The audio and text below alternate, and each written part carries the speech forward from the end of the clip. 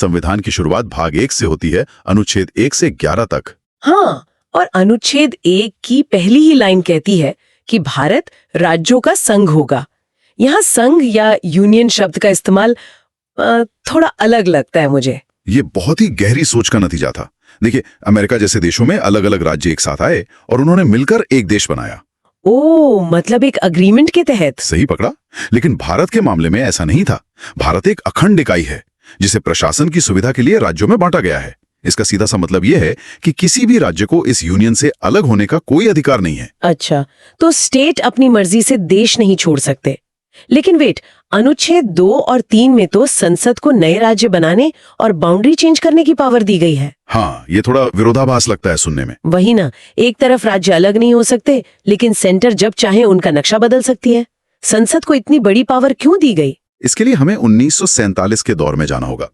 उस वक्त भारत का नक्शा 500 से ज्यादा रियासतों का एक बिखरा हुआ पजल था। ओह हाँ, प्रिंसली स्टेट्स वाला इश्यू। बिल्कुल। उस समय बाउंड्री फिक्स करना प्रैक्टिकली पॉसिबल ही नहीं था। देश को आकार देने और भाषा के आधार पर राज्यों को सेट करने के लिए इस लचीलेपन की सख्त जरूरत थी। Make sense. और अनुच्छेद 4 कहता है कि इन बदलावों के लिए कोई बहुत बड़ा संविधान संशोधन नहीं चाहिए होगा। एक नॉर्मल कानून से काम हो जाएगा। एकदम सही। तो जमीन का नक्शा तो सेफ हो गया। अब बारी थी उन लोगों की जो इस जमीन पर रहेंगे, यानी सिटीजनशिप, जो अनुच्छेद 5 से 11 के बीच है। अनुच्छेद 5 संविधान शुरू होने पर नागरिकता तय करता है, लेकिन 6 और 7 तो सीधे पार्टीशन की ट्रेजेडी से जुड़े हैं ना। हाँ, जो लोग पाकिस्तान से आए और जो वहां गए, उनकी सिटीजनशिप के बहुत कॉम्प्लेक्स सवाल थे उस वक्त। और अनुच्छेद 8 उन एनआरआईज या प्रवासियों की बात करता है। लेकिन मुझे सबसे इंटरेस्टिंग अनुच्छेद 9 लगता है। वो एक्सक्लूसिव क्लब वाला रूल। हाँ, एग्जैक्टली। वो कहता है कि अगर किसी ने अपनी मर्जी से दूसरे देश की सिटीजनशिप ले ली तो इंडियन सिटीजनशिप तुरंत खत्म। एक टाइम पर एक ही क्लब की मेंबरशिप मिलेगी। देखिए, उस दौर में ये बहुत जरूरी था। देश अभी अभी पार्टीशन के खूनी दौर से गुजरा था। हम लॉयल्टी का बटन अफोर्ड नहीं कर सकते थे। तो मतलब डबल सिटीजनशिप से इंटरनल सिक्योरिटी का खतरा था। बिल्कुल। देश को ऐसे नागरिक चाहिए थे जिनकी वफादारी सिर्फ भारत के प्रति हो। हालांकि अनुच्छेद 10 और 11 ये भी क्लियर करते हैं कि सरकार अपनी मर्जी से सिटीजनशिप छीन नहीं सकती। अनुच्छेद 11 संसद को कानून बनाने का अधिकार देता है ताकि फ्यूचर में चेंजेस हो सके। तो अब हमारे पास जमीन है और नागरिक भी हैं। लेकिन इस आर्किटेक्चर का सबसे बड़ा सवाल अब आता है। कौन सा सवाल? अगर हमने एक इतनी पावरफुल सरकार बना दी है तो वो सरकार अपने ही लोगों को ना कुचलने लगे, ये कैसे पक्का होगा? अब हम सबसे इंपॉर्टेंट हिस्से में आ गए हैं। मूल अधिकार यानी फंडामेंटल राइट्स, अनुच्छेद 12 से 32। शुरुआत अनुच्छेद 12 से होती है, जो स्टेट की परिभाषा देता है कि आखिर किसके खिलाफ हमें ये राइट्स मिल रहे हैं। और फिर आता है अनुच्छेद 13। मेरा मानना है कि अनुच्छेद 13 इस पूरे संविधान का सबसे ताकतवर शील्ड है। ये साफ कहता है कि कोई भी कानून अगर मूल अधिकारों को तोड़ता है तो वो जीरो या अमान्य हो जाएगा। इसको मैं एक ट्रिक एग्जाम्पल से समझाती हूँ। क्या हम अनुच्छेद 13 को एक फिल्टर की तरह देख सकते हैं? जैसे ही संसद कोई नया कानून बनाती है, वो इस फिल्टर से गुजरता है। हाँ, बिल्कुल। और अगर उस कानून में कोई वायरस है, मेरा मतलब नागरिक अधिकारों के खिलाफ कुछ है, तो ये फिल्टर उस हिस्से को वहीं रोक देता है। ये बहुत ही बढ़िया एनालॉजी है। ये कॉन्स्टिट्यूशनल फिल्टर गारंटी देता है कि मेजॉरिटी वाली सरकार मन माने कानून न बना सके। और इसके तुरंत बाद राइट्स की लिस्ट शुरू होती है, अनुच्छेद 14 से 18, जो कि इक्वालिटी या समानता की बात करते हैं। सही कहा। 14 कानून के सामने सबको बराबर करता है और 15 भेदभाव को रोकता है। लेकिन अनुच्छेद 17 और 18 पर गौर कीजिए, ये समाज की सबसे बड़ी बीमारियों पर अटैक करते हैं। 17 अनटचेबिलिटी यानी छुआछूत को खत्म करता है और 18 उपाधियों को, जैसे राजा महाराजा के टाइटल्स। एकदम। एक तरफ समाज के सबसे निचले स्तर की खाई भरी और दूसरी तरफ सबसे ऊपर का नकली पहाड़ हटा दिया। स्लेट पूरी तरह क्लीन कर दी ताकि एक बराबरी वाले समाज की नींव रखी जा सके। और इसी क्लीन स्लेट पर फिर अनुच्छेद 19 आता है, जो फ्री स्पीच, असेंबली और बिजनेस की आजादी देता है। और हाँ, ध्यान रहे कि इसी अनुच्छेद 19 में राइट टू इंफॉर्मेशन या आरटीआई का जिक्र भी जुड़ा हुआ है। सही याद दिलाया। फिर अनुच्छेद 20 है। लेकिन अगर किसी एक आर्टिकल को लाइफलाइन कहा जाए तो वो पक्का अनुच्छेद 21 है, प्राण और दैहिक स्वतंत्रता। अनुच्छेद 21 का स्कोप वक्त के साथ बहुत बड़ा हो गया है। अब इसमें प्राइवेसी, क्लीन एनवायरनमेंट और डिग्निटी के साथ जीने का अधिकार भी शामिल है। वेट, और अनुच्छेद 21 का भी तो इसी से निकला है ना, जो 6 से 14 साल के बच्चों को एजुकेशन का राइट देता है। बिल्कुल, क्योंकि एक पढ़ा लिखा नागरिक ही तो इस डेमोक्रेसी के सोर्स कोड को समझेगा। इसके बाद 22 अरेस्ट से बचाता है और 23-24 ह्यूमन ट्रैफिकिंग और चाइल्ड लेबर को रोकते हैं। ये राइट्स का स्पेक्ट्रम तो बहुत वाइड है। और फिर 25 से 28 धर्म की आजादी देते हैं और 29-30 माइनॉरिटीज के राइट्स की रक्षा करते हैं। ये दिखाता है कि हमारी डाइवर्सिटी एक खतरा नहीं बल्कि ताकत है। लेकिन इन सारे शानदार अधिकारों की लिस्ट के बाद आता है अनुच्छेद 32, जिसे कॉन्स्टिट्यूशनल रेमेडीज कहते हैं। अगर मैं कंज्यूमर के नजरिए से देखूं तो कोई भी गैजेट कितनी भी तगड़ी वारंटी के साथ आए, अगर सर्विस सेंटर नहीं है तो क्या फायदा। वही तो, वारंटी सिर्फ एक पेपर का टुकड़ा रह जाएगी। तो क्या अनुच्छेद 32 वो सर्विस सेंटर है जहां फोन, मेरा मतलब अधिकार टूटने पर सीधा जाया जा सकता है? इस सिस्टम का सबसे अहम हिस्सा यही है। डॉक्टर अंबेडकर ने इसे संविधान का हृदय और आत्मा कहा था। इसके बिना बाकी सब बेकार है। यानी अगर राइट टूटा तो पब्लिक सीधा सुप्रीम कोर्ट जा सकती है? एकदम सीधे। अनुच्छेद 13 का फिल्टर कानून बनने से रोकता है और 32 का ये सर्विस सेंटर इंश्योर करता है कि अगर कुछ गलत हो तो तुरंत ठीक किया जाए। वाह, अधिकारों की इतनी स्ट्रॉन्ग दीवार देखकर एक सवाल आता है मेरे दिमाग में। कैसा सवाल? नागरिकों के पास तो एकदम अभेद्य किला हो गया, लेकिन अगर सरकार हमेशा यही डरती रहेगी कि वो क्या नहीं कर सकती, तो उसे दिशा कहाँ से मिलेगी? बहुत वैलिड पॉइंट है। देश को चलाना कैसे है? और क्या नागरिकों के सिर्फ राइट्स ही हैं, कोई ड्यूटीज नहीं? यहीं पर डीएसपीज और फंडामेंटल ड्यूटीज की एंट्री होती है ना? अनुच्छेद 39 से 51। ये बिल्कुल सही ट्रांजिशन पकड़ा आपने। अगर मूल अधिकार गाड़ी के ब्रेक्स हैं, तो डीएसपीज उसका स्टीयरिंग व्हील है। Oh nice. स्टीयरिंग व्हील जो सरकार को वेलफेयर स्टेट बनने की दिशा देता है, जैसे अनुच्छेद 39 फ्री लीगल एड की बात करता है, और अनुच्छेद 40 ग्राम पंचायतों को पावर देने की बात करता है, डिसेंट्रलाइजेशन ऑफ पावर। अनुच्छेद 44 तो आजकल काफी चर्चा में भी रहता है, यूनिफॉर्म सिविल कोड। हाँ, और आर्टिकल्स 48 एनवायरमेंट और वाइल्ड लाइफ की बात करता है, 49 मॉन्यूमेंट्स को बचाता है और 50 जुडिशरी को अलग रखता है, और 51 इंटरनेशनल पीस की। लेकिन इसमें कैच है। वही मैं सोच रही थी, फंडामेंटल राइट्स टूटने पर तो मैं सुप्रीम कोर्ट जा सकती हूँ, लेकिन अगर सरकार इन डीएसपीस को लागू ना करे तो मैं कोर्ट नहीं जा सकती ना? बिल्कुल नहीं जा सकते, ये लीगली बाइंडिंग नहीं है। तो फिर इनका फायदा क्या? ये तो नए साल के उन रेजोल्यूशंस की तरह हो गए जो हम लेते हैं और 2 दिन बाद तोड़ देते हैं। देखिए, कोर्ट इनको फोर्स नहीं कर सकती, ये सच है, लेकिन संविधान निर्माता यहाँ एक पॉलिटिकल अकाउंटेबिलिटी सेट कर रहे थे। हमारे नोट्स में जो तराजू का सिंबल है ना, वो यही है। तराजू? अच्छा, मतलब पब्लिक इनको मेजर करने के लिए यूज करती है। एग्जैक्टली। हर 5 साल में जब इलेक्शन होते हैं तो जनता सरकार के रिपोर्ट कार्ड को इन्हीं डीपीएसपी के आधार पर तौलती है। कोर्ट चाहे सजा ना दे, लेकिन बैलेट बॉक्स तो अपना फैसला सुनाता है ना। Oh, that makes so much sense. और इस तराजू को बैलेंस करने के लिए ही अनुच्छेद 51 क लाया गया, फंडामेंटल ड्यूटीज वाला एंकर। सही समझे, क्योंकि सिर्फ अधिकार मांगने वाला समाज कभी स्ट्रांग देश नहीं बना सकता। ये एंकर नागरिकों को याद दिलाता है कि देश की रक्षा करना और पब्लिक प्रॉपर्टी को बचाना उनकी जिम्मेदारी है। बिल्कुल, ताकि राइट्स के नशे में लोग हवा में ना उड़ने लगे। उन्हें ग्राउंड पर रखने के लिए ड्यूटीज का एंकर जरूरी है। उसके बिना तो डेमोक्रेसी एनार्की में बदल जाएगी। तो चलिए, अब हमें दिशा मिल गई, अधिकार मिल गए और ड्यूटी सेट हो गई, लेकिन इस गाड़ी को चलाएगा कौन? इस मशीन को चलाने वाली कोई मैनेजमेंट टीम तो होगी, और वो टीम है हमारी कार्यपालिका यानी एग्जीक्यूटिव, जो अनुच्छेद 52 से 78 के बीच है। अनुच्छेद 52 क्लियर करता है कि देश का एक राष्ट्रपति होगा, और 53 से 61 के बीच उनका इलेक्शन, क्वालिफिकेशन और ओथ वगैरह है। अनुच्छेद 72 में उनको पार्डनिंग पावर यानी क्षमादान की ताकत भी दी गई है। ये क्षमादान की ताकत कानून के कठोर चेहरे पर एक ह्यूमन टच की तरह है। कभी कभी कानून बहुत मैकेनिकल हो जाता है, इसलिए एरर्स को सुधारने के लिए ये पावर जरूरी है। और इसके बाद उपराष्ट्रपति का रोल है, लेकिन रियल पावर तो कहीं और होती है ना। अनुच्छेद 74। हाँ, प्राइम मिनिस्टर और उनकी कैबिनेट। अगर इसको किसी बड़ी कंपनी के स्ट्रक्चर जैसा सोचें, राष्ट्रपति कंपनी के चेयरमैन की तरह हो गए।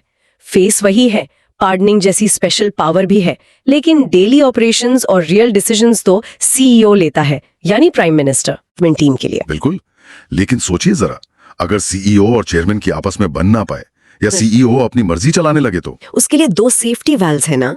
पहला तो अनुच्छेद 61, राष्ट्रपति पर इम्पीचमेंट या महाभियोग, मतलब चेयरमैन भी रूल बुक से ऊपर नहीं है। और दूसरा सेफ्टी वाल्व? वो अनुच्छेद 78 है मेरे हिसाब से, जिसमें पीएम की ड्यूटी है कि वो हर छोटी बड़ी पॉलिसी डिटेल राष्ट्रपति को बताएंगे, यानी सीईओ अपने चेयरमैन को अंधेरे में नहीं रख सकता। ये ट्रांसपेरेंसी और चेक्स एंड बैलेंसेस का सबसे बढ़िया उदाहरण है।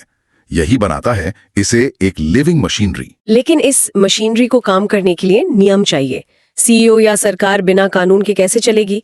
तो अब हम उस फैक्ट्री में एंटर करते हैं जहां कानून बनते हैं, हमारी संसद, जो कि अनुच्छेद 79 से 100 तक डिफाइंड है। अनुच्छेद 79 संसद बनाता है, 80 राज्यसभा की संरचना करता है और 81 लोकसभा की। यहाँ 2 सदन होना बहुत जरूरी है ना, एक आम जनता की आवाज और दूसरा राज्यों का, एक तरह से स्पीड ब्रेकर, ताकि कोई लॉ हड़बड़ी में पास ना हो जाए। एकदम। और इस फैक्ट्री को चलाने के रूल्स अनुच्छेद 83 से 85 में हैं, जैसे सेशन कब होगा, डिसॉल्व कब होगा। और सदस्यों के ऑफिशियल्स जैसे स्पीकर और चेयरमैन का पूरा सेटअप। लेकिन मुझे सबसे इंटरेस्टिंग लगता है अनुच्छेद 100, क्वोरम वाला रूल। हाँ, ये गणापूर्ति या क्वोरम तो बिल्कुल बोर्ड रूम मीटिंग जैसा है। अगर सफिशिएंट लोग नहीं आए मीटिंग में तो मीटिंग कैंसिल। इतने बड़े देश में ये रूल इतना स्ट्रिक्ट क्यों है? सोचिए, अगर ये रूल ना हो तो क्या होगा। किसी दिन संसद में सिर्फ 10-15 लोग बैठे हों और वो आपस में मिलकर पूरे देश का फ्यूचर बदलने वाला कानून पास कर दें। वो तो डिजास्टर हो जाएगा। इसीलिए अनुच्छेद 100 इंश्योर करता है कि कम से कम 1/10 मेंबर्स का होना जरूरी है। ये एक तरह की गारंटी है कि कानून बनाते वक्त अलग अलग व्यूज वहां मौजूद हों। माइनॉरिटी टेक ओवर को रोकने का क्या जबरदस्त तरीका है। अगर हम अब थोड़ा पीछे हटकर इस पूरे नक्शा को देखें तो क्लियर होता है कि अनुच्छेद 1 से 100 तक सब कुछ कैसे एक दूसरे से जुड़ा हुआ है। इस पूरे सिस्टम को अगर समझें तो ये 3 बड़े गियर्स की तरह काम करता है। पहला गियर है नागरिक, जिसके पास 12 से 32 तक अधिकार हैं और 51 काम एक ग्राउंड पर रखने वाली ड्यूटी। राइट। और दूसरा गियर है राज्य या स्टेट, जिसका आकार 1 से 4 में बनता है और दिशा 39 से 51 के डीएसपी में मिलती है। और ये दोनों को चलाता है तीसरा गियर, गवर्नेंस, एग्जीक्यूटिव और संसद वाला हिस्सा 52 से 100 तक। बिल्कुल। ये तीनों गियर्स एक दूसरे को परफेक्टली बैलेंस करते हैं। कोई भी एक गियर ज्यादा तेज नहीं घूम सकता, वरना तो पूरी मशीन ही टूट जाएगी। सच में ये कोई बोरिंग कानूनी किताब नहीं है, ये एक मास्टरफुली डिजाइन्ड सिस्टम है। आज हमने देखा कि अधिकार, ड्यूटीज और बैलेंस ऑफ पावर ने मिलकर कैसे भारत के लोकतंत्र का सोर्स कोड बनाया है। और ये कोड आज तक देश को सक्सेसफुली चला रहा है। हाँ, लेकिन जाने से पहले एक थॉट मेरे दिमाग में आ रहा है। ये ब्लूप्रिंट 20वीं सदी में बना था, जब टेक्नोलॉजी ऐसी नहीं थी। हम इस पूरी संरचना को 4 प्रमुख स्तंभों में बांटकर देखेंगे। संसद, न्यायपालिका, वित्तीय नियंत्रण यानी कैग और राज्यों का शासन। हम इसे कदम दर कदम समझने की कोशिश करेंगे। ठीक है, चलिए इसे थोड़ा विस्तार से समझते हैं। तो सबसे पहले बात करते हैं उस जगह की जिसे इस लोकतंत्र का इंजन कहा जा सकता है, हमारी संसद। हाँ, अनुच्छेद 101 से 123 तक का हिस्सा। एग्जैक्टली। और स्रोतों में जिस हिस्से का जिक्र है उसे पढ़कर मुझे ऐसा लगा जैसे किसी बहुत ही एक्सक्लूसिव हाई प्रोफाइल क्लब के नियम लिखे हों। क्लब के नियम? वो कैसे? मतलब एक एक करके ये बताया गया है कि आप इस क्लब के सदस्य कैसे बन सकते हैं, आपकी सदस्यता कब रद्द हो सकती है, जैसे अनुच्छेद 101 और 102 में। मुझे इसमें एक नियम बहुत दिलचस्प लगा। कौन सा? अनुच्छेद 104 वाला, कि अगर कोई व्यक्ति शपथ लिए बिना या फिर अयोग्य होने के बावजूद सदन में जाकर बैठता है या वोट डालता है तो उस पर भारी जुर्माना लगाया जाता है। हाँ, प्रतिदिन 500 रुपए का। हाँ, ये बिल्कुल वैसा है जैसे किसी वीआईपी इलाके में गलत तरीके से घुसने पर पेनाल्टी भरना। ये एक मजेदार तुलना है, लेकिन देखिए इसके पीछे का कारण बहुत ही गंभीर है। सोचिए, नियम क्यों बनाया गया? अनुशासन के लिए। सिर्फ अनुशासन नहीं, किसी भी लोकतांत्रिक संस्था की वैधता इस बात पर निर्भर करती है कि उसके सदस्य कौन हैं। संसद कोई आम क्लब तो है नहीं। हाँ, वो तो है। यह वह जगह है जहां देश के लिए कानून बनते हैं। तो ये सुनिश्चित करना बहुत जरूरी है कि इस प्रक्रिया में केवल वे ही लोग भाग लें जिन्हें सच में चुना गया है। यह लोकतंत्र की पवित्रता बचाने का तरीका है। बिल्कुल, क्योंकि अगर गलत व्यक्ति कानून बना रहा है तो पूरा सिस्टम ही दूषित हो जाएगा। बिल्कुल। अब मान लेते हैं कि सही लोग संसद में पहुंच गए। इस क्लब का सबसे महत्वपूर्ण काम क्या है? अगर मैं एक आम नागरिक के नजरिए से सोचूं तो मुझे सबसे ज्यादा फर्क इस बात से पड़ता है कि मेरा पैसा कहाँ जा रहा है। वित्तीय प्रवाह। हाँ, स्रोतों में संसदीय वित्त के प्रवाह की बात की गई है और अनुच्छेद 109 से 117 को जब हम एक एक करके देखते हैं तो एक फनल या कीप की तस्वीर जहन में उभरती है। एक फनल? हाँ, मतलब सबसे ऊपर फनल का मुंह बहुत चौड़ा है, जहाँ हर मंत्रालय सरकार से हजारों करोड़ रुपए की मांग कर रहा है। एकदम सही एनालॉजी पकड़ी आपने। वो जो फनल का चौड़ा हिस्सा है उसे हम तकनीकी भाषा में वार्षिक वित्तीय विवरण कहते हैं। मतलब हमारा आम बजट। मंत्रालय अपनी मांग रखता है, शिक्षा मंत्रालय अपनी, लेकिन ये पैसा ऐसे ही तिजोरी से निकालकर नहीं दिया जा सकता। तो ये फनल संकरा कैसे होता है? क्या हर मांग पर संसद में कैंची चलाई जाती है? हाँ, यहीं पर संसद की असली ताकत दिखाई देती है। हर मांग पर बहस होती है, फिर जब ये बहस पूरी हो जाती है तब फनल का सबसे निचला हिस्सा आता है जिसे विनियोग विधेयक कहते हैं। अच्छा, एप्रोप्रिएशन बिल। जी, ये देश के खजाने की आखिरी चाबी है। जब तक संसद इसे पास नहीं करती, सरकार एक रुपया नहीं निकाल सकती। और यहाँ मुझे स्रोतों से एक और बहुत ही दिलचस्प बात पता चली, अनुच्छेद 110 के बारे में। धन विधेयक? हाँ, जब बात जनता के पैसे की आती है तो सारा अधिकार सीधे तौर पर चुनी गई सरकार यानी लोकसभा के पास होता है। राज्यसभा इसमें ज्यादा कुछ नहीं कर सकती। बिल्कुल। और क्या आप इसके पीछे का तर्क समझ रही हैं? शायद इसलिए क्योंकि लोकसभा के सदस्य सीधे जनता द्वारा चुनकर आते हैं। मतलब जो टैक्स हम दे रहे हैं उसकी चाबी सिर्फ उन्हीं लोगों के हाथ में होनी चाहिए जिन्हें हमने सीधे वोट देकर वहां भेजा है। बिल्कुल सही, यही लोकतंत्र का सार है। लेकिन यहाँ मेरे दिमाग में एक सवाल आ रहा है। बताइए। अगर संसद के पास बजट पास करने और कानून बनाने की इतनी बड़ी शक्ति है तो उन्हें उनकी सीमाएं कौन याद दिलाता है? मेरा मतलब है, क्या वे अपने आप में पूरी तरह से सर्वोच्च हैं? नहीं, बिल्कुल नहीं। तो कल को अगर संसद चाहे तो उन्हें तानाशाही की तरफ जाने से कौन रोकता है? ये एक बेहतरीन सवाल है और यहीं पर अनुच्छेद 118 से 123 काम आते हैं। हमारे सोर्स कोड का सबसे अहम सुरक्षा फीचर, जिसे हम शक्तियों का पृथक्करण या सेपरेशन ऑफ पावर्स कहते हैं। संविधान निर्माताओं ने एक बहुत ही स्पष्ट एक अदृश्य लक्ष्मण रेखा खींच दी है। लक्ष्मण रेखा वो कैसे काम करती है? आप इसे एक दो तरफा शीशे की दीवार की तरह समझ सकती हैं। अनुच्छेद 121 के तहत ये स्पष्ट नियम है कि संसद के भीतर सर्वोच्च न्यायालय के किसी न्यायाधीश के आचरण पर कोई चर्चा नहीं हो सकती। मतलब संसद न्यायपालिका के काम में दखल नहीं दे सकती। बिल्कुल। और शीशे के दूसरी तरफ अनुच्छेद 122 है। वो क्या कहता है? वो ये तय करता है कि न्यायालय संसद की किसी भी कार्यवाही में हस्तक्षेप नहीं कर सकते।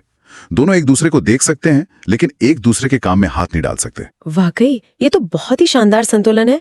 और चूंकि आपने न्यायपालिका का जिक्र किया ही है तो चलिए अब इस मशीनरी के दूसरे स्तंभ की तरफ बढ़ते हैं। अनुच्छेद 124 से 147 यानी सुप्रीम कोर्ट। हाँ, अब यहाँ ये वाकई बहुत दिलचस्प हो जाता है। स्रोतों में सुप्रीम कोर्ट की शक्तियों को एक पिरामिड के रूप में दर्शाया गया है। हाँ, अगर हम इसे एक एक करके समझें तो पिरामिड के सबसे निचले हिस्से में मूल अधिकारिता यानी ओरिजिनल जुरिस्डिक्शन आती है। अनुच्छेद 131। मूल अधिकारिता का मतलब ऐसे मामले जो सीधे सुप्रीम कोर्ट में सुने जाते हैं। एकदम सही। जैसे दो राज्यों के बीच पानी का झगड़ा या केंद्र और राज्य का विवाद, ये पिरामिड का आधार है। जब हम इससे ऊपर चढ़ते हैं तो अपील का अधिकार आता है। अनुच्छेद 132, 133 और 134। अच्छा, जो संवैधानिक, सिविल और फौजदारी अपील के लिए है। हाँ, अगर किसी को हाईकोर्ट में सही न्याय नहीं मिला तो वो सुप्रीम कोर्ट आ सकता है। लेकिन क्या न्याय का ये पिरामिड पूरी तरह से बंद है? मान लीजिए कोई मामला ऐसा है जो इन सामान्य श्रेणियों में फिट नहीं बैठता, क्या उसके लिए न्याय के सारे दरवाजे हमेशा के लिए बंद हो जाते हैं? नहीं, और यही इस व्यवस्था की खूबसूरती है। अनुच्छेद 136 के तहत एक सेफ्टी वॉल्व दिया गया है। अच्छा, जिसे हम SLP या स्पेशल लीव पिटिशन कहते हैं। और अनुच्छेद 137 में पुनर्विचार की शक्ति भी है। ये सुनिश्चित करता है कि न्याय का कोई भी दरवाजा पूरी तरह से बंद न हो। ये तो बहुत जरूरी है। और न्याय की बात चल ही ली है तो मुझे एक खास शक्ति ने बहुत हैरान किया। आप अनुच्छेद 142 की बात कर रहे हैं? हाँ, जिसे पूर्ण न्याय करने की शक्ति कहा गया है। ये मुझे थोड़ा रहस्यमयी लगा। देखिए, यहाँ जो बात सबसे आकर्षक है वो ये है कि ये कोई रहस्य नहीं है, ये पूरे सिस्टम का मास्टर की है। मास्टर की? मतलब कैसे? कई बार कानून की भाषा इतनी उलझी होती है कि अगर जज बिल्कुल किताब के हिसाब से चलें तो शायद अन्याय हो जाए। जरा इसका कोई उदाहरण देकर समझाइए। मान लीजिए तकनीकी रूप से एक व्यक्ति दोषी साबित हो रहा है लेकिन असल में वो पीड़ित है। ऐसे में सुप्रीम कोर्ट अनुच्छेद 142 का इस्तेमाल करके तकनीकी सीमाओं को लांघकर सीधे पूर्ण न्याय कर सकता है। वाह! मतलब जब सिस्टम का कोड इंसानियत के खिलाफ जाने लगे तो सुप्रीम कोर्ट उस कोड को बाईपास कर सकता है। और अनुच्छेद 141 के तहत उनके फैसले सब पर लागू भी होते हैं। बिल्कुल। तो हमने देखा कि संसद टैक्स का पैसा इकट्ठा करती है और बजट के फनल से उसे खर्च करने की मंजूरी देती है और कोर्ट न्याय की रक्षा करता है। लेकिन जो पैसा खर्च हो रहा है उस तिजोरी की चाबी और उसका हिसाब किताब कौन रखता है? और ये सवाल हमें हमारे तीसरे स्तंभ की ओर ले जाता है। हाँ। अनुच्छेद 148 से 151 नियंत्रक एवं महालेखा परीक्षक, जिसे हम कैग कहते हैं। स्रोतों में ये हिस्सा बहुत ही छोटा है, सिर्फ 4 अनुच्छेद। संसद के लिए दर्जनों नियम है, सुप्रीम कोर्ट के लिए पूरा पिरामिड है, लेकिन जो देश के खजाने का पहरेदार है उसके लिए इतना कम स्पेस। देखिए, बात अनुच्छेदों की संख्या की नहीं है। बड़े परिदृश्य में कैग की प्रासंगिकता बहुत विशाल है। अनुच्छेद 148 उसे स्थापित करता है और 149 उसके कर्तव्यों को तय करता है। जब आप कॉफी पर जीएसटी चुकाती हैं तो कैग एक तरह से हमारा सबसे बड़ा ऑडिटर होता है। तो क्या ये सिर्फ रसीदें चेक करता है? नहीं, सिर्फ जोड़ घटाव नहीं, कैग ये देखता है कि क्या पैसा ठीक उसी काम के लिए खर्च हुआ जिसके लिए संसद ने मंजूरी दी थी। अच्छा। क्या उसमें कोई भ्रष्टाचार तो नहीं हुआ। और फिर अनुच्छेद 151 के तहत कैग अपनी रिपोर्ट राष्ट्रपति को सौंपता है, जो बाद में संसद में रखी जाती है। जी, और जब ये सार्वजनिक होती है तो सरकार को पसीने आ जाते हैं। मतलब ये छोटा सा हिस्सा पूरे लोकतंत्र के वित्तीय स्वास्थ्य का थर्मामीटर है। बिल्कुल सही कहा आपने। अच्छा, अब तक हमने जो कुछ भी देखा वो तो केंद्र के स्तर पर हो रहा है, लेकिन इस 100 अनुच्छेदों के सफर का आखिरी और सबसे बड़ा हिस्सा तो अभी बाकी है। हाँ, चौथा स्तंभ, राज्य शासन की नींव, जो अनुच्छेद 152 से 200 तक है। जब मैं इन अनुच्छेदों को एक एक करके पढ़ रही थी, जैसे 152 में राज्य की परिभाषा, 153 में राज्यपाल, तो मुझे बड़ा आश्चर्य हुआ। क्या बात हैरान कर गई आपको? ये राज्य का ढांचा बिल्कुल केंद्र की एक फ्रैक्टल छवि जैसा है। फ्रैक्टल? हाँ, मतलब एक मिरर इमेज। जैसे राष्ट्रपति के पास क्षमादान की शक्ति है, वैसे ही अनुच्छेद 161 के तहत राज्यपाल के पास भी सजा को कम करने की शक्ति है। ये तो एकदम कॉपी पेस्ट लग रहा था। आपने बिल्कुल सही पैटर्न पकड़ा है। अगर हम अनुच्छेद 168 को देखें तो राज्य विधानमंडल की संरचना भी वैसी ही है। मतलब विधानसभा और विधान परिषद। हाँ, अनुच्छेद 170 और 171, और इन दोनों के बीच यानी मुख्यमंत्री और राज्यपाल के बीच अनुच्छेद 167 के तहत सूचना का प्रवाह बना रहता है। तो अगर राज्यों में कानून बनने की प्रक्रिया को देखें तो ये असेंबली लाइन कैसे काम करती है? मान लीजिए मेरी राज्य सरकार एक नया एजुकेशन बिल ला रही है, तो ये असेंबली लाइन भी केंद्र से मिलती जुलती है।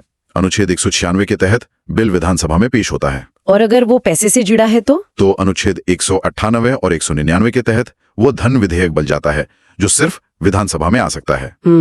और जब ये सारे नियम और प्रक्रियाएं पूरी हो जाती हैं, जैसे 18 से 191 तक शपथ और अयोग्यता वाले नियम, तो क्या बिल तुरंत कानून बन जाता है? नहीं, आखिरी स्वीकृति अभी बाकी है।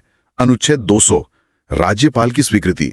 जब तक राज्यपाल साइन नहीं करते वो कानून नहीं बन सकता। अच्छा। वे चाहें तो बिल लौटा सकते हैं या राष्ट्रपति के लिए सुरक्षित रख सकते हैं। तो इस सब का क्या मतलब है? अगर हम पीछे मुड़कर देखें तो आज हमने 101 से 200 तक की इस एक एक करके की गई यात्रा में बहुत कुछ समझा। राज्य का खजाना और उसके कानून, अनुच्छेद 201 से 213 तक। बिल्कुल, क्योंकि पैसे और नियमों के बिना तो कोई छोटी दुकान नहीं चलती, तो राज्य कैसे चलेगा? एकदम सही बात है। वित्तीय कामकाज की शुरुआत बजट से होती है। हालांकि तकनीकी रूप से देखें तो संविधान में कहीं भी बजट शब्द का इस्तेमाल नहीं हुआ है। अच्छा, तो इसे क्या कहा गया है? अनुच्छेद 202 के तहत इसे वार्षिक वित्तीय विवरण कहा जाता है। Annual financial statement. हाँ, इसके पीछे एक स्पष्ट तर्क है। राज्य सरकार को विधायिका के सामने ये पूरा ब्यौरा रखना होता है कि आने वाले साल में कमाई कहाँ से होगी और वो पैसा किन योजनाओं पर खर्च होगा। मतलब ये पारदर्शिता का पहला कदम है। बिल्कुल, लेकिन सिर्फ विवरण देना ही काफी नहीं है। अनुच्छेद 203 के तहत सरकार को सदन के सामने अनुदान की मांगे, जिन्हें हम डिमांड्स फॉर ग्रांट्स कहते हैं, वो रखनी पड़ती हैं। तो हर विभाग बताता है कि उसे कितने पैसे चाहिए। एकदम सही। और यहीं पर सदन के सदस्यों को बहस करने और उन खर्चों पर सवाल उठाने का मौका मिलता है। अब यहाँ एक बहुत ही दिलचस्प तकनीकी पेच है जो अक्सर आम चर्चाओं में सुनाई नहीं देता। अनुच्छेद 204, जिसे विनियोग विधेयक या एप्रोप्रिएशन बिल कहते हैं। हाँ, ये बहुत ही क्रूशल हिस्सा है। मैं इसे राज्य के खजाने का एटीएम पिन कहता हूँ। ATM pin? वो कैसे? देखिए, मान लीजिए राज्य का खजाना एक बैंक अकाउंट है और उसमें बहुत सारा पैसा रखा है। सरकार ने बजट बना लिया, बहस भी हो गई, लेकिन जब तक विधायिका अनुच्छेद 204 के तहत ये विनियोग विधेयक पास करके वो पिन नहीं डालती, खजाने से 1 रुपया भी नहीं निकल सकता। ये एटीएम पिन वाली बात इस प्रक्रिया को बहुत अच्छे से समझाती है। ये सुनिश्चित करता है कि जनता के पैसे पर कंट्रोल जनता के प्रतिनिधियों का ही हो। बिल्कुल। और इसी से जुड़ी एक व्यवहारिक समस्या भी है। कई बार ऐसा होता है कि नया वित्तीय वर्ष आ जाता है, 1 अप्रैल आ जाती है, लेकिन सदन में बजट पर बहस पूरी नहीं हो पाती। तो ऐसे में सरकार का रोजमर्रा का खर्च कैसे चलता है? कर्मचारियों की सैलरी भी तो देनी होती है। इसी गतिरोध को रोकने के लिए अनुच्छेद 206 में लेखानुदान यानी वोट ऑन अकाउंट की व्यवस्था है। अच्छा, तो ये एक तरह का एडवांस अप्रूवल है। हाँ, एकदम, ताकि जब तक पूरा बजट पास ना हो काम सुचारू रूप से चलता रहे। और अगर साल के बीच में पैसे कम पड़ जाएं तो अनुच्छेद 205 के तहत अनुपूरक अनुदान मतलब सप्लीमेंट्री ग्रांट्स का रास्ता भी खुला है। सही है। अब ये तो ही वित्तीय बात। अनुच्छेद 207 से 210 तक सदन के नियम तय किए गए हैं, लेकिन क्या हो अगर विधानमंडल का सत्र ना चल रहा हो और अचानक कोई प्राकृतिक आपदा आ जाए, रातों रात किसी कानून की जरूरत पड़ जाए। ऐसी स्थिति के लिए अनुच्छेद 213 है। ये राज्यपाल को अध्यादेश यानी ऑर्डिनेंस जारी करने की शक्ति देता है। इसका असर बिल्कुल एक सामान्य कानून जैसा ही होता है। बस इसे बाद में सदन से पास करवाना होता है ना? बिल्कुल। और यहाँ सबसे आकर्षक बात यह है कि इस पूरी विधायी प्रक्रिया में एक बहुत ही महत्वपूर्ण चेक एंड बैलेंस छुपा है। वो क्या है? अनुच्छेद 201 की तरफ ध्यान दें। ये राज्यपाल को एक विशेष शक्ति देता है। अगर राज्य की विधानसभा कोई ऐसा कानून पास कर दे जो राष्ट्रीय हितों के खिलाफ हो या जो हाईकोर्ट की शक्तियों को कम करने की कोशिश करें, तो राज्यपाल उस विधेयक को मंजूरी देने के बजाय राष्ट्रपति के विचार के लिए आरक्षित कर सकते हैं। मतलब उसे रिजर्व कर सकते हैं। ये तो बहुत बड़ा सेफ्टी नेट है। बिल्कुल है। ये सुनिश्चित करता है कि कोई भी राज्य देश के संघीय ढांचे या राष्ट्रीय एकता के लिए खतरा पैदा ना कर दे। बेहतरीन। अब कानून बन गया, पैसा निकल गया, नीतियां लागू हो रही हैं, लेकिन ये गारंटी कौन देगा कि सब कुछ संविधान के दायरे में हो रहा है? सत्ता का दुरुपयोग न हो, इसके लिए एक स्वतंत्र तंत्र की जरूरत होती है। और यहीं से हम अगले चरण में जाते हैं, राज्यों के उच्च न्यायालय।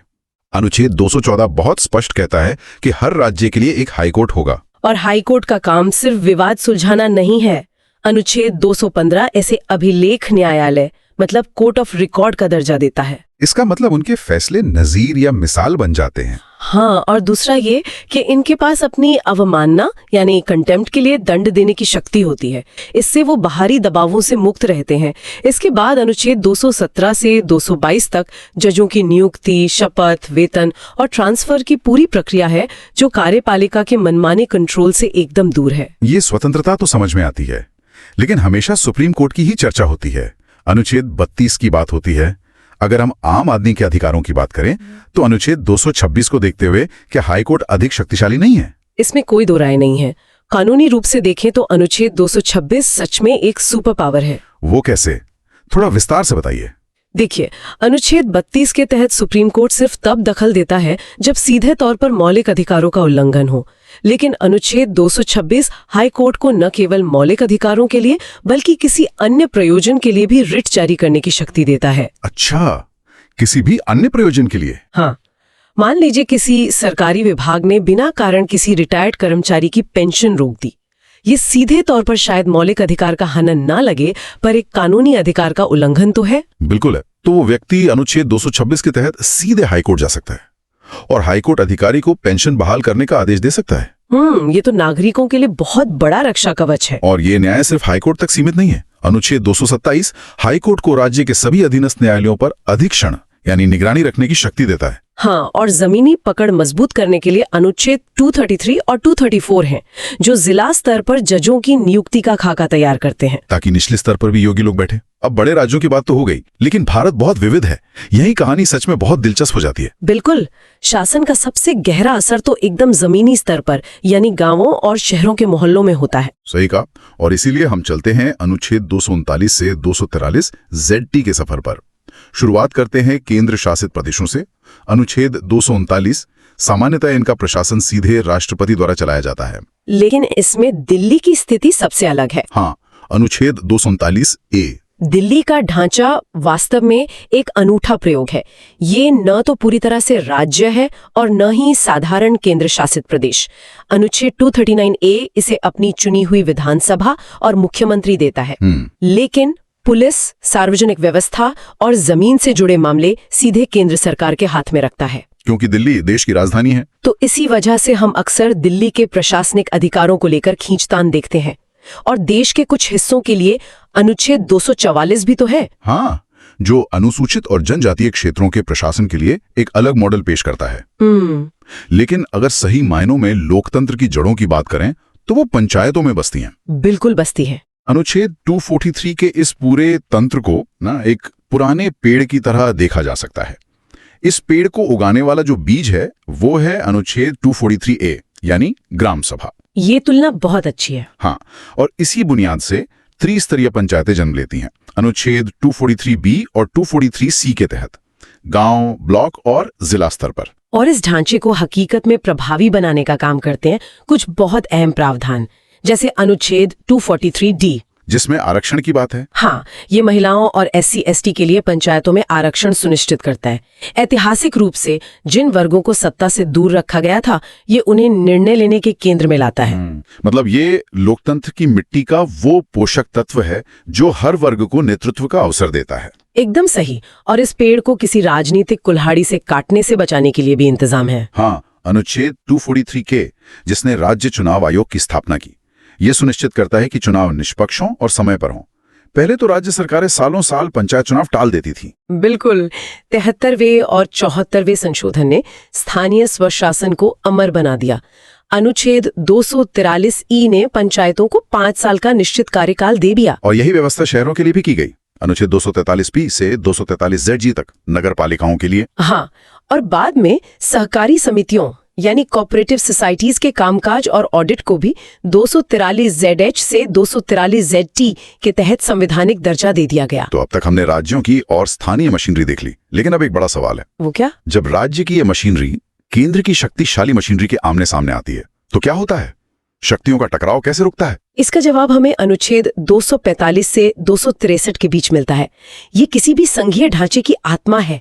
अनुच्छेद 245 और 246 विधायी शक्तियों का बंटवारा करते हैं। वो 3 सूचियों के जरिए। हाँ, संघ सूची जिसमें रक्षा और विदेश मामले हैं, राज्य सूची जिसमें पुलिस और स्वास्थ्य है, और समवर्ती सूची जैसे शिक्षा, जिस पर दोनों कानून बना सकते हैं। और अगर कोई ऐसा नया विषय आ जाए जो 1950 में किसी ने सोचा ही ना हो, जैसे साइबर कानून, तो अनुच्छेद 248 के तहत वो अवशिष्ट शक्ति मतलब रेजिड्यूरी पावर सीधे संसद के पास चली जाती है। ये बंटवारा सुनने में तो बहुत संतुलित लगता है, लेकिन अनुच्छेद 249 कहता है कि राज्यसभा प्रस्ताव पास कर दे तो संसद राज्य के विषयों पर कानून बना सकती है। अनुच्छेद 250 कहता है आपातकाल में केंद्र हावी हो सकता है।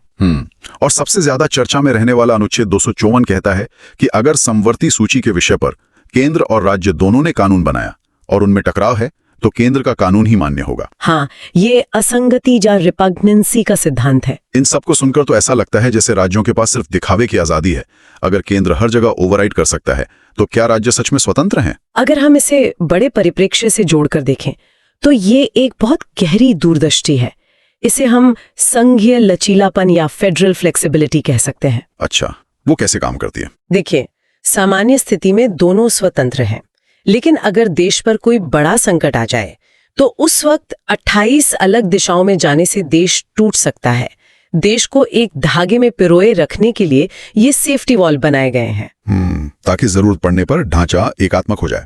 और प्रशासनिक तालमेल के लिए भी अनुच्छेद 256 और 257 है, जो राज्यों पर केंद्र के कानूनों का पालन करने का दायित्व डालते हैं। हाँ, और टकराव सुलझाने के लिए अनुच्छेद 262 है, जो अंतर्राज्यीय नदी जल विवादों को सुलझाने की शक्ति देता है, और 263 के तहत अंतर्राज्यीय परिषद का गठन होता है। तो कानून बन गए, पंचायतें काम कर रही हैं, केंद्र राज्य की शक्तियां बढ़ गई, लेकिन इन सब के लिए जो ईंधन चाहिए वो है पैसा। इसी के साथ हम आखिरी पड़ाव पर आते हैं, अनुच्छेद 264 से 300। जब बात जनता के पैसे की आती है तो संविधान बहुत सख्त है। अनुच्छेद 265 को देखिए, एक छोटी सी लाइन है, कानून के प्राधिकार के बिना कोई कर नहीं लगाया जाएगा। मतलब सरकार बिना कानून पास किए 1 रुपया भी टैक्स नहीं ले सकती? बिल्कुल नहीं। कोई अधिकारी सिर्फ आदेश निकालकर टैक्स नहीं थोप सकता। और ये सारा टैक्स जाता कहाँ है? अनुच्छेद 266 के तहत यह भारत की संचित निधि कंसोलिडेटेड फंड में जाता है। हाँ, और इससे पैसा निकालने के लिए संसद की मंजूरी चाहिए। लेकिन अगर अचानक कोई युद्ध छिड़ जाए और संसद का सत्र न चल रहा हो, तब तो तुरंत पैसे चाहिए होंगे। उसके लिए अनुच्छेद 267 के तहत आकस्मिक निधि कंटिंजेंसी फंड है, जो सीधे राष्ट्रपति के नियंत्रण में होती है। समझ गया। अब खजाना तो बन गया, पर बंटवारा कैसे होगा? जीएसटी लागू हुआ तो 269A जोड़ा गया। अनुच्छेद 270 समग्र बंटवारे की बात करता है। हाँ, और इस बंटवारे को लेकर विवाद ना हो, इसके लिए अनुच्छेद 280 के तहत वित्त आयोग यानी फाइनेंस कमीशन है। तो इन सब का असल मतलब क्या है? अगर मैं इसे एक घरेलू उदाहरण से समझूं, तो वित्त आयोग किसी परिवार के उस निष्पक्ष बुजुर्ग की तरह है। बिल्कुल। जो हर 5 साल में आता है, वो देखता है परिवार की कुल आय कितनी है, और फिर बिना पक्षपात के उसे माता पिता यानी केंद्र और बच्चों यानी राज्यों के बीच उनकी जरूरत के हिसाब से बांट देता है। बहुत ही सटीक उदाहरण है। और इसी वित्तीय ढांचे में अनुच्छेद 285 और 289 संपत्तियों को टैक्स से बचाते हैं, और 292 व 293 उधारी लेने की शक्तियां देते हैं। इन सब में सरकार बाजार के साथ जुड़ती है, बड़े कॉन्ट्रैक्ट्स होते हैं। अनुच्छेद 299 कहता है कि ये कॉन्ट्रैक्ट राष्ट्रपति या राज्यपाल के नाम पर होंगे। लेकिन एक पल के लिए सोचिए, अगर सरकार ने कोई कॉन्ट्रैक्ट तोड़ दिया या सरकार के काम से किसी का भारी नुकसान हो गया, तो क्या हम सरकार पर केस कर सकते हैं? और यहीं पर अनुच्छेद 300 की अहमियत सामने आती है। ये बहुत ही आधुनिक प्रावधान है। अच्छा, ये भारत संघ और राज्यों को एक कानूनी पहचान देता है। इतिहास में एक सिद्धांत था, the king can do no wrong. राजा कभी गलती नहीं कर सकता था, लेकिन अनुच्छेद 300 इस सामंती सोच को खत्म कर देता है। ये सरकार को एक आम कानूनी इकाई बना देता है जिसके खिलाफ मुकदमा किया जा सकता है। ये तो आधुनिक गणराज्य की बहुत बड़ी जीत है। जो सरकार कानून बनाती है, न्यायपालिका बनाती है, उसी की अदालत में आम नागरिक जाकर कह सकता है कि सरकार ने मेरे साथ अन्याय किया है। बिल्कुल, ये जवाबदेही तय करता है। तो अगर हम इस पूरी यात्रा को समेटें तो साफ है कि भारत का लोकतंत्र हवाई वादों पर नहीं, बल्कि बहुत ही मजबूत कानूनी नटबोल्ट्स पर टिका है, चाहे वो चुनाव का 243 के हो या बजट का 266 हो। मैं पूरी तरह सहमत हूँ, लेकिन ये एक बहुत ही महत्वपूर्ण सवाल खड़ा करता है। वो क्या? हमने देखा कि 265 कहता है बिना कानून के टैक्स नहीं लगेगा, और 300 कहता है आप सरकार पर मुकदमा कर सकते हैं। कागज पर ये बहुत बड़े अधिकार हैं। बिल्कुल हैं। लेकिन जरा हकीकत देखिए, राज्य की मशीनरी के पास असीमित संसाधन है, वकीलों की फौज है। ये बात तो है। तो विचार करने वाली बात ये है कि क्या इस विशाल मशीनरी के खिलाफ खड़े होकर अपने हक के लिए मुकदमा लड़ना एक आम नागरिक के लिए जमीनी स्तर पर सच में उतना ही आसान है जितना संविधान निर्माताओं ने कागज पर सोचा था? ये वाकई झकझोर देने वाला सवाल है। अधिकार तो हैं, पर क्या न्याय पाने की लंबी प्रक्रिया उन्हें धुंधला नहीं कर देती? ये वो सवाल है जो इस सोर्स कोड की हकीकत को हमारे सामने रखता है। इसी विचारोत्तेजक सवाल के साथ हम आज की इस विस्तृत चर्चा को यहीं रोकते हैं। आज जिन अनुच्छेदों को हमने समझा, उनका असर देश के हर प्रशासनिक फैसले पर होता है। आगे भी ऐसे ही जरूरी मुद्दों पर सोचते रहिए।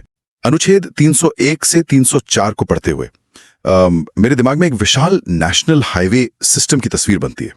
देखिए, अनुच्छेद 301 साफ तौर पर कहता है कि पूरे भारत के राज्य क्षेत्र में व्यापार, वाणिज्य और समागम पूरी तरह से स्वतंत्र होगा। मतलब बिना किसी रुकावट के? हाँ, मतलब अगर कोई व्यापारी है तो कन्याकुमारी से कश्मीर तक उसका माल बिना किसी रोक टोक के जाना चाहिए।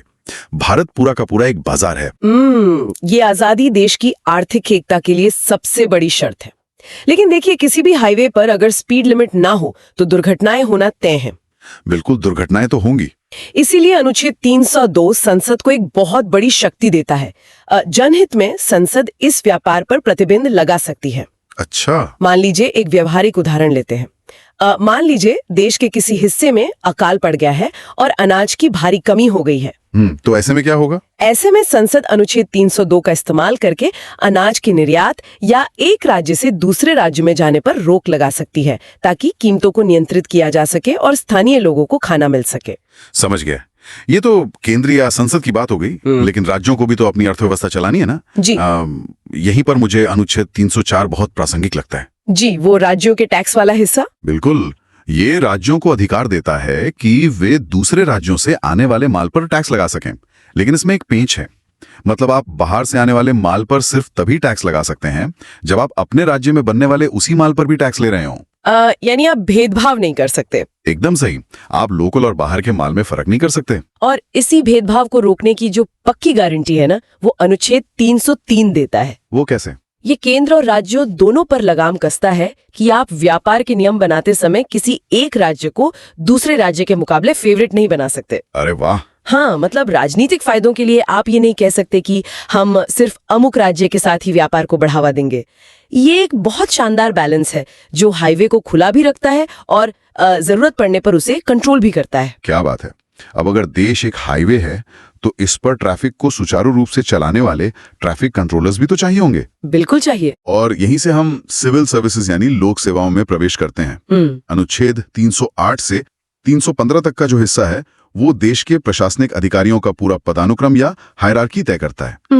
अनुच्छेद 308 राज्य को परिभाषित करता है और अनुच्छेद 309 ये तय करता है कि इन अधिकारियों की भर्ती कैसे होगी और उनकी नौकरी की शर्तें क्या होंगी। और देखिए, इस पूरे प्रशासनिक ढांचे की रीढ़ की हड्डी है अनुच्छेद 312 जो अखिल भारतीय सेवाओं यानी ऑल इंडिया सर्विसेज के निर्माण की शक्ति देता है। हाँ, IAS और IPS वाला मॉडल। बिल्कुल, ये एक बहुत ही अनोखा मॉडल है। अधिकारी की भर्ती तो केंद्र सरकार करती है, लेकिन वे अपनी सेवा राज्यों में देते हैं। इससे पूरे देश के प्रशासन में एक गजब की एकरूपता आती है। सही कहा। और ये भर्ती पूरी तरह पारदर्शी हो, इसके लिए अनुच्छेद 315 के तहत केंद्र के लिए यूपीएससी और राज्यों के लिए राज्य लोक सेवा आयोगों की स्थापना की गई है। यहां मुझे एक बहुत ही गहरा विरोधाभास नजर आता है। मतलब मुझे हमेशा से ये अजीब लगा है, अनुच्छेद 310 और 311 एक दूसरे के बिल्कुल आमने सामने खड़े लगते हैं। अच्छा, आप प्लेजर डॉक्ट्रिन की बात कर रहे हैं? हाँ, अनुच्छेद 310 में प्लेजर डॉक्ट्रिन या राष्ट्रपति की खुशी का सिद्धांत है।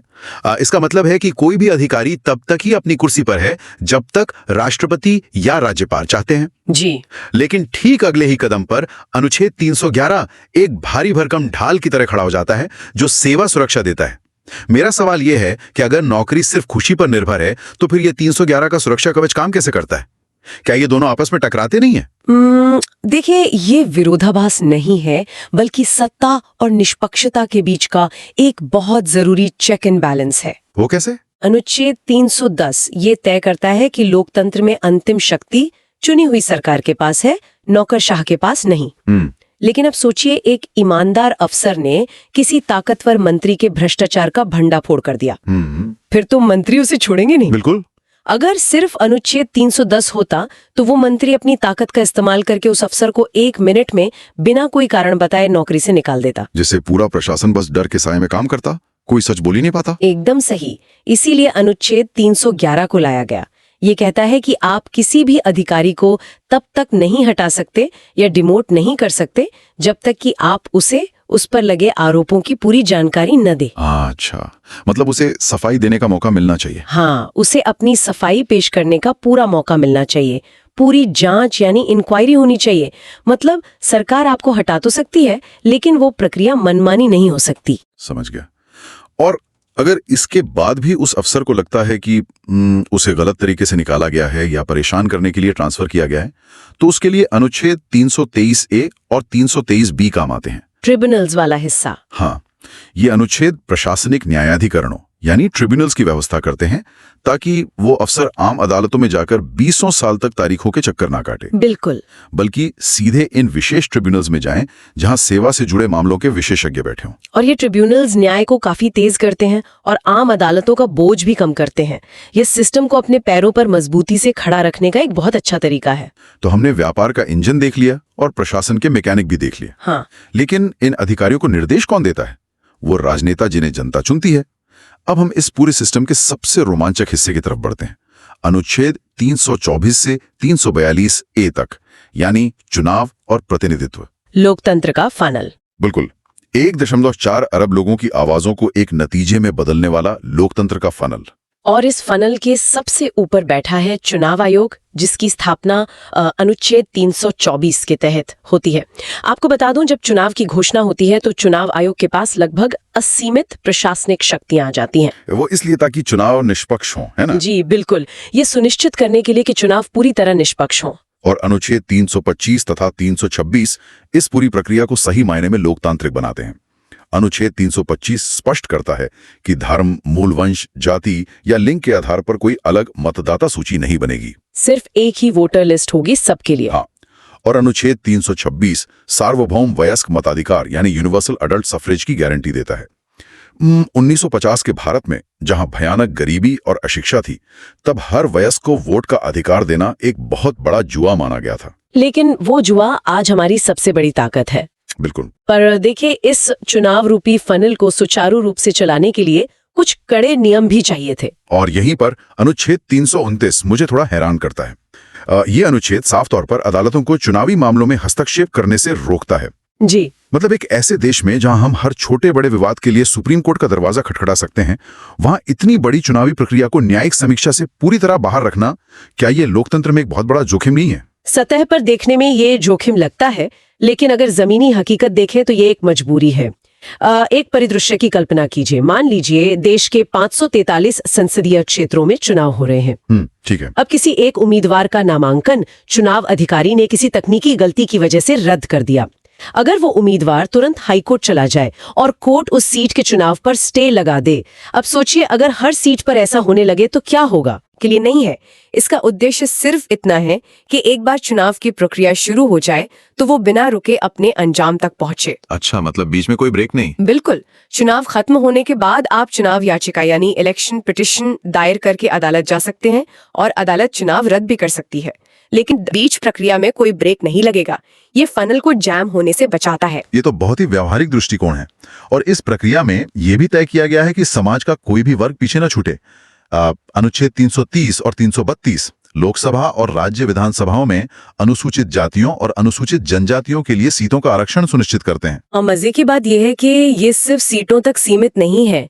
इन वर्गों के अधिकारों की रोजमर्रा की रक्षा के लिए अनुच्छेद 338 जो राष्ट्रीय अनुसूचित जाति आयोग है, अनुच्छेद 338A जो ST आयोग है और बाद में जोड़ा गया 338B जो OBC आयोग है, ये सब काम करते हैं। ये संस्थाएं मॉनिटर करती हैं कि जमीन पर इन वर्गों के साथ कोई अन्याय न हो। लेकिन एक बड़ा सवाल ये उठता है कि ये तय कौन करेगा कि कौन सी जाति SC, ST या OBC की सूची में आएगी? क्या ये सिर्फ राजनेताओं की मर्जी पर निर्भर है? जी नहीं, बिल्कुल नहीं। यहीं पर अनुच्छेद 341, 342 और 342A आते हैं। ये तय करते हैं कि किसी भी जाति को इन सूचियों में शामिल करने के लिए राष्ट्रपति अधिसूचना जारी करेंगे। हाँ। और उसमें कोई भी बदलाव सिर्फ संसद ही कानून बनाकर कर सकती है। मतलब कोई मुख्यमंत्री चुनाव से ठीक पहले अपने फायदे के लिए इस सूची से छेड़छाड़ नहीं कर सकता। एकदम सही। ये प्रतिनिधित्व को राजनीतिक सौदेबाजी से निकालकर एक ठोस संवैधानिक प्रक्रिया में बांध देता है। अब जब प्रतिनिधित्व तय हो जाता है तो देश के सामने एक और बहुत संवेदनशील मुद्दा आता है, भाषा। अनुच्छेद 343 से 351 तक राजभाषा का जिक्र है। जी। अगर हम इसे संकेंद्रित वलयों या कॉन्सेंट्रिक रिंग्स की तरह सोचें तो सबसे अंदरूनी कोर में अनुच्छेद 343 है जो संघ की राजभाषा हिंदी और लिपि देवनागरी तय करता है। लेकिन जैसे ही हम इस कोर से बाहर राज्यों की तरफ आते हैं तो अनुच्छेद 345 राज्यों को ये आजादी देता है कि वे अपने राज्य के आधिकारिक कामकाज के लिए अपनी स्थानीय भाषा चुन सकते हैं। जैसे तमिलनाडु में तमिल या बंगाल में बंगाली। बिल्कुल। भारत की इतनी बड़ी विविधता को देखते हुए ये लचीलापन बहुत जरूरी था। फिर अनुच्छेद 348 है जो ये नियम बनाता है कि सर्वोच्च न्यायालय और उच्च न्यायालयों की कार्रवाई मुख्य रूप से अंग्रेजी में होगी। हाँ, ये सुनने में थोड़ा अजीब लगता है कि आजाद भारत के सर्वोच्च न्यायालय की भाषा अंग्रेजी है, लेकिन इसका एक बड़ा कारण कानूनी सटीकता और एकरूपता है ना? हाँ, इसे इस तरह समझिए। अगर मद्रास हाईकोर्ट अपना फैसला तमिल में दे और पटना हाईकोर्ट हिंदी में, तो कल को जब वे मामले सुप्रीम कोर्ट पहुंचेंगे तो जजों के लिए उन्हें समझना कैसे मुमकिन होगा? हाँ, अनुवाद में ही सालों लग जाएंगे और पूरे देश के लिए एक समान कानूनी नजीर या प्रेसिडेंट बनाना असंभव हो जाएगा। न्यायपालिका में एक कॉमन लिंक लैंग्वेज की जरूरत थी। सही बात है। इसके साथ ही अनुच्छेद 350A एक बहुत ही जमीनी प्रावधान करता है कि राज्य हर बच्चे को प्राथमिक शिक्षा उसके मातृभाषा में देने का प्रयास करेगा। ये सब तो सामान्य दिनों की बात हुई, मतलब हाईवे चल रहा है, चुनाव हो रहे हैं, लोग अपनी भाषा में बात कर रहे हैं। हाँ, सब ठीक है। लेकिन अब आते हैं उस लाल बटन पर जिसका जिक्र मैंने बिल्कुल शुरुआत में किया था। जब स्थिति सामान्य न रहे तब क्या होता है? हम बात कर रहे हैं अनुच्छेद 352 से 360 तक, यानी आपातकाल या इमरजेंसी के प्रावधानों की। देखिए, भारत का संविधान आम दिनों में फेडरल या संघीय है, जहां केंद्र और राज्य मिलकर काम करते हैं। लेकिन आपातकाल के दौरान ये पूरा सिस्टम ओवरराइड हो जाता है। मतलब कंट्रोल शिफ्ट हो जाता है। जी, पूरा देश यूनिटरी या एकात्मक बन जाता है। सारी शक्तियां केंद्र के पास आ जाती हैं। अनुच्छेद 352 राष्ट्रीय आपातकाल की बात करता है, जो युद्ध, बाहरी आक्रमण या सशस्त्र विद्रोह के समय लगता है। और अनुच्छेद 356, जिसे हम आम बोलचाल में राष्ट्रपति शासन कहते हैं, वो तब लगता है जब किसी राज्य में संवैधानिक तंत्र पूरी तरह से फेल हो जाए। लेकिन इस पूरे हिस्से में मुझे जो चीज सबसे ज्यादा चौंकाती है वो है अनुच्छेद 358 और 359 का काम करने का तरीका। ये नागरिकों के मूल अधिकारों को कैसे छीन लेते हैं? इन दोनों के काम करने का मैकेनिज्म समझना बहुत जरूरी है। जब अनुच्छेद 352 के तहत राष्ट्रीय आपातकाल की घोषणा होती है तो अनुच्छेद 358 ऑटोमेटिक तरीके से एक्टिवेट हो जाता है। ऑटोमेटिक? हाँ, मतलब अपने आप।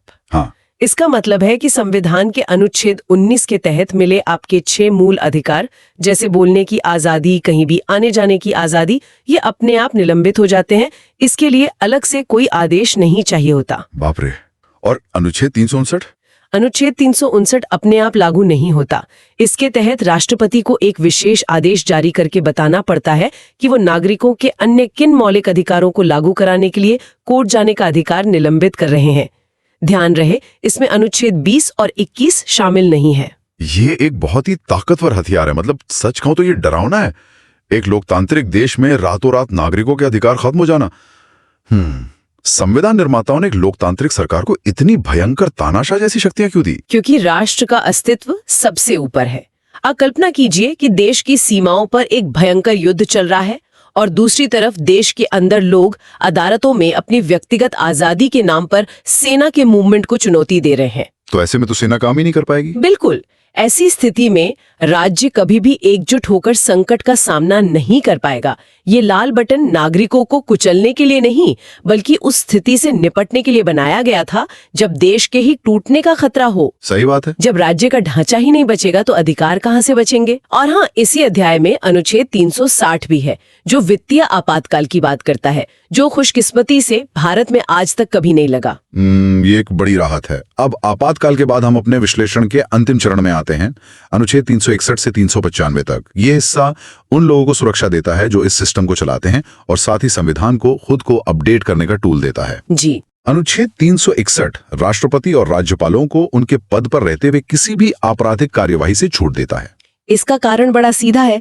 देश के सर्वोच्च संवैधानिक पद पर बैठे व्यक्ति को किसी भी बेबुनियाद केस में उलझाकर जेल में नहीं डाला जा सकता, वरना पूरे राज्य का काम ठप पड़ जाएगा। इसके आगे अनुच्छेद 363 ए आता है, जिसने राजा महाराजाओं के प्रिवी पर्स यानी उन्हें मिलने वाले भत्तों को समाप्त कर दिया था। ये समानता के सिद्धांत को जमीन पर उतारने का एक बहुत बड़ा कदम था। और फिर आते हैं अनुच्छेद 371 से 371 जे तक के विशेष प्रावधान। हम अक्सर सोचते हैं कि पूरे भारत में एक ही नियम लागू है, लेकिन ये अनुच्छेद पूर्वोत्तर के कई राज्यों, महाराष्ट्र, गुजरात और अन्य राज्यों को उनकी विशेष भौगोलिक और सांस्कृतिक स्थिति के कारण विशेष अधिकार देते हैं। बिल्कुल। इसी कड़ी में अनुच्छेद 370 भी था, जो जम्मू कश्मीर के लिए विशेष प्रावधान था, जिसे अब निरस्त कर दिया गया है। ये अनुच्छेद साबित करते हैं कि भारत का जो असिमेट्रिक फेडरलिज्म यानी असम्मित संघवाद है, वो कितना लचीला है। मतलब एक ही साइज सबके लिए फिट नहीं होता, और हमारा संविधान इस बात को बखूबी समझता है। बहुत खूब। लेकिन इस पूरे दस्तावेज को समय के साथ प्रासंगिक बनाए रखने का श्रेय जिस एक अनुच्छेद को जाता है, वो है अनुच्छेद 368। संशोधन की शक्ति। हाँ, अगर संविधान एक इमारत है तो अनुच्छेद 368 उसका कीस्टोन या मुख्य पत्थर है। ये संविधान में संशोधन या बदलाव करने की प्रक्रिया तय करता है। मेरा सवाल यह है कि अगर अनुच्छेद 368 का उपयोग करके संविधान को बदला जा सकता है, तो क्या यह कहना सही होगा कि यह पूरे संविधान की सबसे शक्तिशाली मास्टर की है? ये बिल्कुल एक मास्टर की है। देखिए, जो संविधान खुद को बदल नहीं सकता, वो समय के साथ टूट जाता है। सही बात है। अगर अनुच्छेद 368 नहीं होता, तो आज भी हम 1950 की आर्थिक और सामाजिक परिस्थितियों के हिसाब से बनाए गए नियमों में जकड़े रहते। ये अनुच्छेद संविधान को एक बंद किताब से एक जीवंत दस्तावेज में बदल देता है। ये बदलाव की गुंजाइश इस ढांचे की असली ताकत है। और इसी के साथ हम इस यात्रा के अंतिम पड़ाव, संक्रमण या ट्रांजिशन पर पहुंचते हैं। अनुच्छेद 372 ये सुनिश्चित करता है कि आजादी से पहले के जो कानून संविधान से नहीं टकराते, वे जारी रहेंगे, ताकि रातों रात देश में कोई कानूनी शून्यता या वैक्यूम पैदा ना हो जाए। एकदम सही। ये ब्रिटिश राज से स्वतंत्र भारत में आने का एक बहुत ही स्मूथ गियर शिफ्ट था। और अंत में अनुच्छेद 393 जो इस महान दस्तावेज को इसका नाम देता है, भारत का संविधान। अनुच्छेद 394 इसके लागू होने की तारीखें तय करता है, और अनुच्छेद 395 जो सबसे अंतिम है, वो पुराने ब्रिटिश अधिनियमों जैसे भारत सरकार अधिनियम 1935 को पूरी तरह से निरस्त कर देता है। मतलब पुराने युग का आधिकारिक रूप से सूर्यास्त और एक संप्रभु गणराज्य की नई सुबह। जी बिल्कुल। इस तरह 395 अनुच्छेदों का ये सफर पूरा होता है। व्यापार से लेकर प्रशासन, चुनाव, आपातकाल और बदलाव के हर पहलू को इस ब्लूप्रिंट में समेटा गया है। तो अगर हम इस पूरी विस्तृत चर्चा को समेटें, तो हमने देखा कि अनुच्छेद 301 के नेशनल हाईवे से लेकर अनुच्छेद 311 की प्रशासनिक ढाल, अनुच्छेद 329 के चुनाव फनल, अनुच्छेद 352 के लाल बटन और 368 की मास्टर की तक, ये सिर्फ कागज का पुलिंदा नहीं है। बिल्कुल नहीं। ये 1.4 अरब लोगों की आकांक्षाओं और इस विशाल देश की जटिलताओं को रोजाना संभालने वाला एक जीता जागता मैनुअल है। लेकिन इस पूरी चर्चा के बाद मेरे दिमाग में एक विचार आ रहा है। अच्छा, वो क्या? देखिए, ये जो ऑपरेशनल ब्लूप्रिंट है ना, ये 1950 की भौतिक दुनिया, जहां जमीन, कारखानों और सीमाओं का महत्व सबसे ज्यादा था, उसे ध्यान में रखकर लिखा गया था।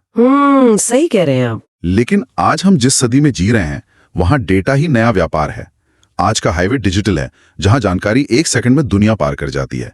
आज प्रशासन के कई फैसले आर्टिफिशियल इंटेलिजेंस और एल्गोरिथम लेने लगे हैं। हाँ, दुनिया बहुत बदल गई है। तो ऐसे में ये सोचने वाली बात है कि क्या हमारे 1950 के शानदार सिस्टम को आज की इस अदृश्य डिजिटल दुनिया की चुनौतियों के हिसाब से एक नए नजरिए से डीकोड करने और शायद अपग्रेड करने का समय आ गया है? क्या हमारे पुराने कानून आज के डिजिटल तूफानों को संभालने के लिए तैयार हैं? ये एक ऐसा सवाल है जो आने वाले समय में हमारे इस ढांचे की असली परीक्षा लेगा। इस पर विचार जरूर कीजिएगा। अगर आपको हमारा ये वीडियो पसंद आया हो तो चैनल को सब्सक्राइब करें और आपको किसी और टॉपिक पर वीडियो चाहिए तो कमेंट करिए।